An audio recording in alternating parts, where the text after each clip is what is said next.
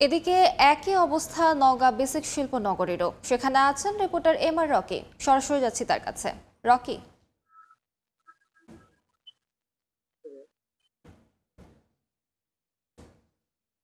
নতুন নতুন উদ্যোক্তা তৈরি, ব্যবসার প্রসার এবং স্থানীয় যে পণ্যগুলো রয়েছে এই পণ্যের বাজার সৃষ্টির লক্ষ্যে ২০০৪ সালে আনুষ্ঠানিকভাবে যাত্রা শুরু করেছিল এই নগরের বিসিক শিল্পনগর।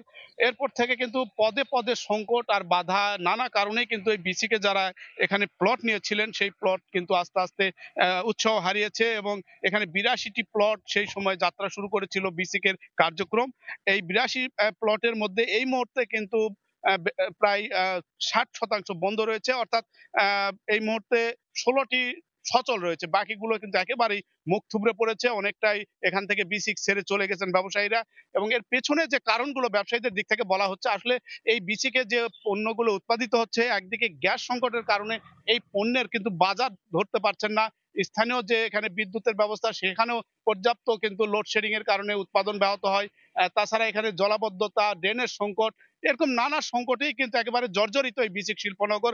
ফলে এখানে যারা উদ্যোক্তা হিসেবে এসেছিলেন আহ, একেবারে কিন্তু এখানে উৎসাহ হারিয়ে প্লটগুলি এখন কিন্তু অনেকগুলোতে বিভিন্ন শাকসবজি চাষ করা হচ্ছে এবং বেশিরভাগ প্লট এখন অকেজো এবং পড়ে রয়েছে। এরকম একটি পরিস্থিতিতে এখানকার ব্যবসায়ীদের দিক থেকে যে দাবিগুলো তারা তুলে ধরছেন, বরাবরই তাদের দিক থেকে বলা হচ্ছে যে আসলে পার্শ্ববর্তী বগুড়া জেলায় গ্যাস রয়েছে, নওগাঁয় যে পণ্যগুলো ছোট ছোট যেসব লাইট হাউজের এখানে যন্ত্রাংশ তৈরি করা হয়ে থাকে, এটা বাজার তারা কিন্তু সৃষ্টি করতে পারছে না, ধরতে পারছে না।